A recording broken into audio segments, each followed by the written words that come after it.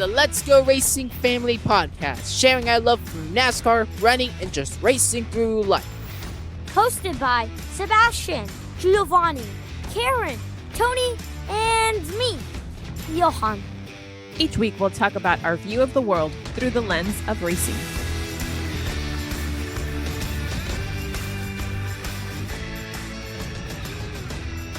Ladies and gentlemen, listeners at home, welcome back to another Let's Go Racing Family Extra episode. So, this week we're going to be picking our race picks for the Coca Cola 600 at Charlotte Motor Speedway.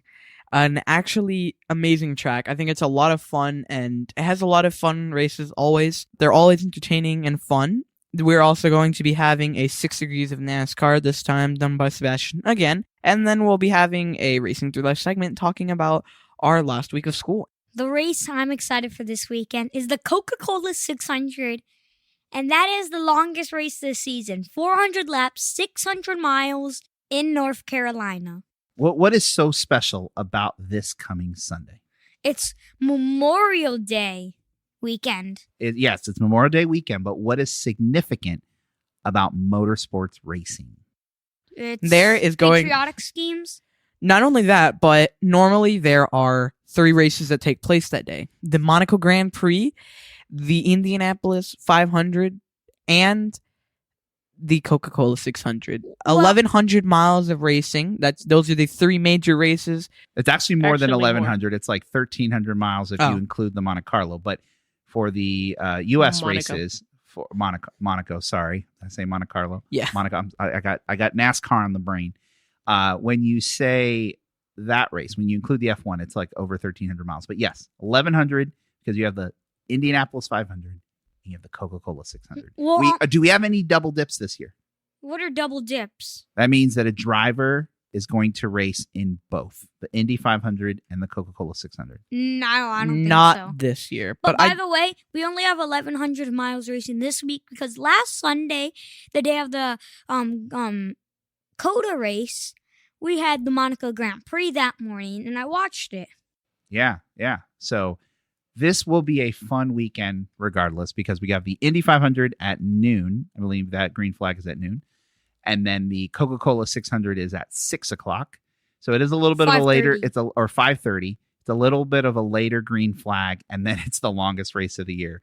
But we plan to grill. We plan to have a lot of fun and try to capture all 1,100 miles. It seems like every year something pops up. And this year, I think we're going to be set. We're not going to have any outside distractions. We're going to try and get in all 1,100 miles of racing. What do you this mean weekend. get in all? Like we're going to want to watch them all. We're going to watch both races. both races. I have not had a chance And in one all these thing- years to actually watch all 1,100 miles with you guys. Have you ever seen a Monaco race? Yeah, I've seen parts of it, but I haven't gotten One up thing- early with you guys. I want I don't want some Simon Pagenaud winning this year the Indy 500. Well, Let's just say Long Johan's a bit of a story. fan of Alexander Rossi, but that's It's a where we'll long leave it. story why I don't want him. It is a long story. But on a positive note, what are you excited about the Indy 500 this year that has to do with favorite driver of yours? Well, Jimmy Johnson races in Indy. He won't be racing though, but he will be announcing. oh, he's an announcer. Oh, right, that's what it was. Yeah, and next year he's actually probably going to be racing in the 48 Ally IndyCar. We've seen it. But let's go ahead and stay with the present and get our race picks done for the Coca-Cola 600.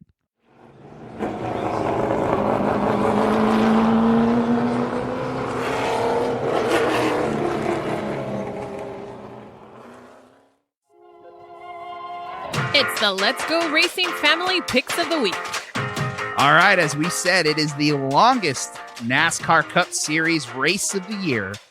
600 miles, 400 laps. I get to go first. I'm going to go with my new man from this year because he owns 2311, number 11 in the FedEx, Danny Hamlin. Wow, Karen? not an Austin Dillon pick? No, that would have been too obvious. I thought about it, but I am going to be pulling for Austin Dillon this weekend. You better believe it. Karen, who are you picking to win this weekend at Charlotte? I'm going to go with the driver of the team that is like on fire this year. I'm going to go with the number 5 of Kyle Larson.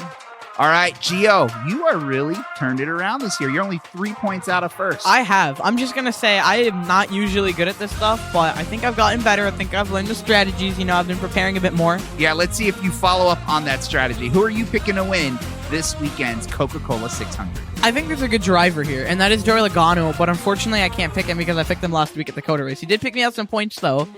But this week, I am going to be going with the number 99 of Daniel Suarez. I think it's a bit of a black horse pick, but I think he could pull something out, Just get a bit of a surprise win.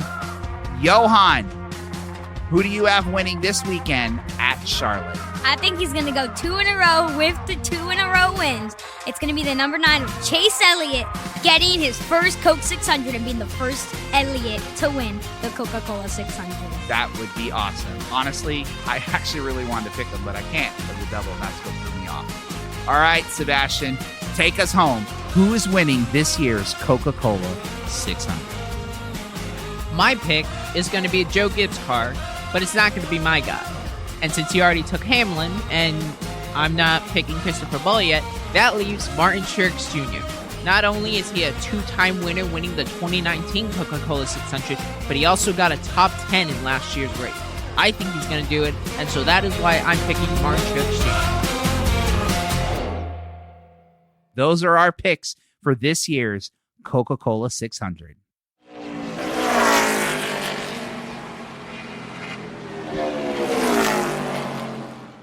Well, those are our race picks, which I think are all pretty good. I think we all have a shot.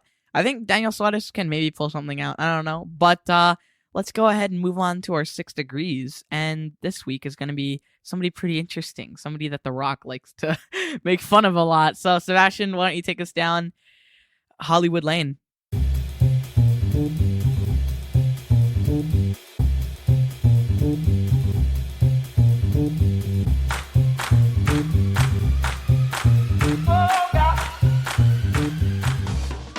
And now it's 6 Degrees of NASCAR, where we try to connect someone in pop culture to NASCAR in less than 6 degrees of separation.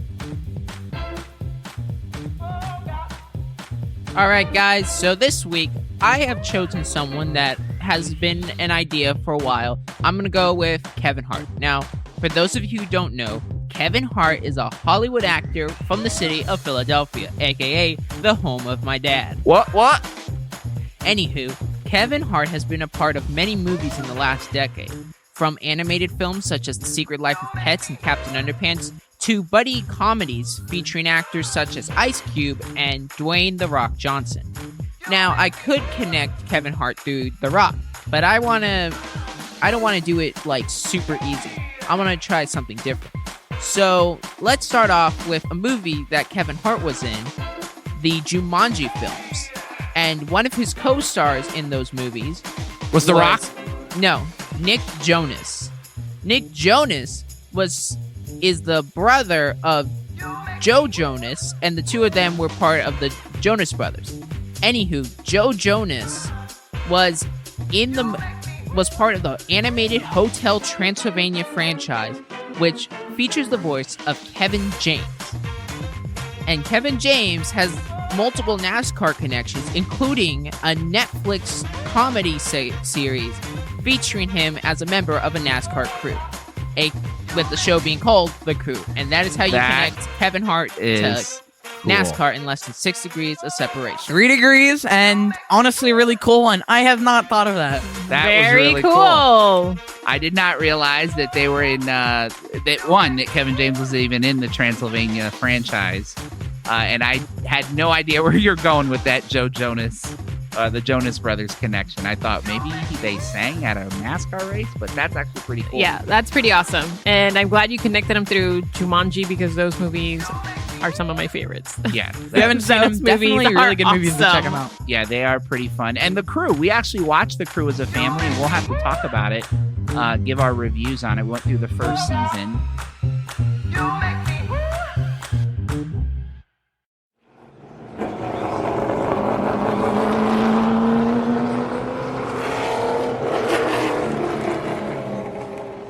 For our last segment of the show this week, we are going to go through our Racing Through Life segment and talk about the fact that this is the last week of school for you guys. Hallelujah.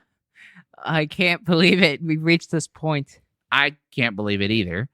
And why is this more significant than probably in years past is that we already know going into next year, your entire school experience is going to be completely different than what you've had to live for nearly 2 years, about a year and a half, the past 2 years. What is different about it? The big thing that's different is like Dad said, almost 2 years now, we've been doing virtual school. We've been doing school from home, and we haven't actually gone to school in person. No, none of us have done it. And basically, because of the COVID vaccine and the way things are starting to rebuild and recuperate, we're going to be going back to school in person. And I think it's going to be a bit interesting. We're all going to have to, get up earlier than we normally want to. I think that's going to be the worst part for you guys. Not going to be able to get up, go sit on the computer. You have a 2-minute commute yeah. that is going to go away next year. That is definitely the worst part for me. The fact that everybody has to get up earlier now, like a lot earlier. And then not only that, but I got to get up and make breakfast and lunches for 3 kids. And then, myself going out to work and all of that. So, yeah, the selfish side of me likes to have my kids home because, like you said, they have like a 2-minute commute. So instead of, being on that bus stop at 7:30, they're sleeping until 8 for an 8:20, start. So, Johan, are you excited? Are you sad? Or what are you feeling about the idea that this is your last week of school and that next year you're going back to in-person school? I'm excited. I'm happy. And I'm excited for this summer. And I will be probably how I am whenever I have to wake up. I'm tired and I'm like, can I just sleep in? When school starts next and year? And then I have to wake up even earlier than usual because I have to ride the bus. Usually I go in car to school. Yes, no more car for you, buddy. Yeah, actually, for all 3 of us, this is going to be, at least for me and Johan, this is going to be the first time we've ever taken a bus or a quote-unquote different commute to school. Sebastian's taken it the year before, right? Because you have been going to high school and you did that. But this is going to be the first time I've ever taken a bus to actual school. Well, honestly, I can take a nap on the bus. Just don't oversleep. I've heard stories of kids that fell asleep and then they stayed on the bus. Yeah, that's what's Hey, it's happened. 3 o'clock, There are a and you've few been sitting kids the whole time. that were on my bus that ended up oversleeping and missing their stop. That's crazy. Wow. So, what was your favorite part of schooling from home the past year and a half? I got to stay home, and then I could just bring my blanket and then relax, and then just lay down. The 2-minute commute. 2-minute commute. All right. I think it's a combination of both. I think it's also because I was able to, I had to start school at 9 o'clock, and basically I could wake up at 8, and essentially I could just lay in my bed and watch a show or something, or play a game before I go to school, and I think that was fun.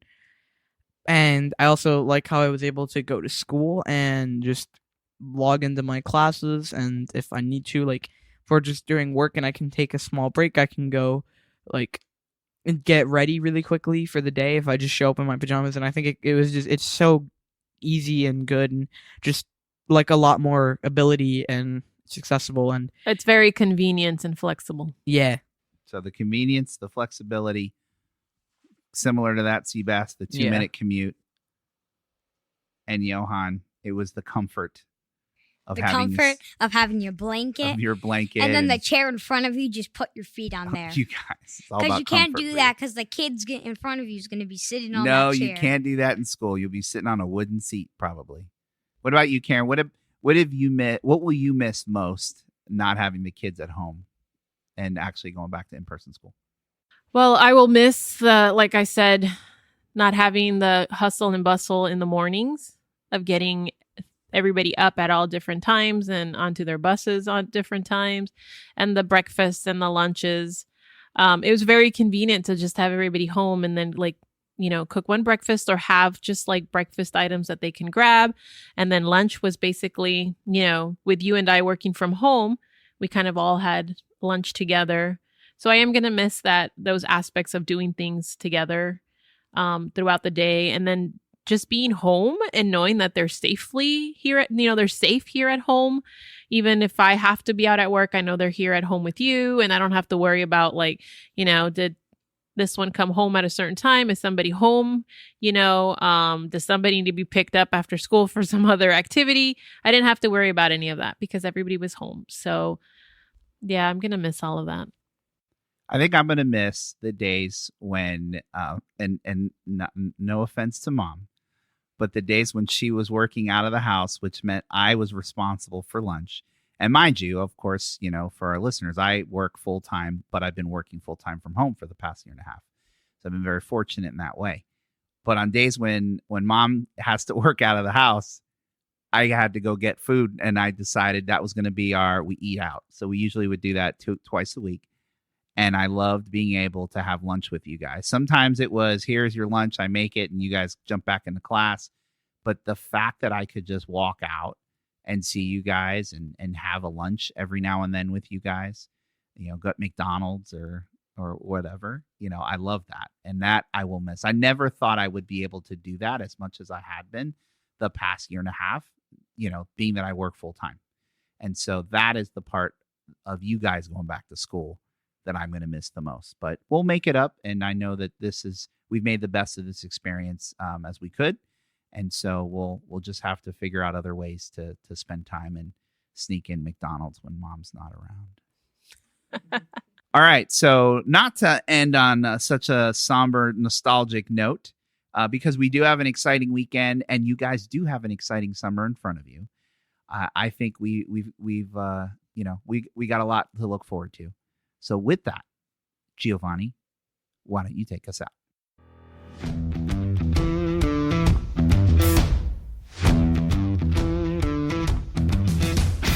Well, that's going to wrap up this week's episode, everyone. Thank you so much for listening on in. Please consider subscribing, checking out all of our socials, and downloading all our podcast episodes. Anyway, Let's Go Racing Family, out.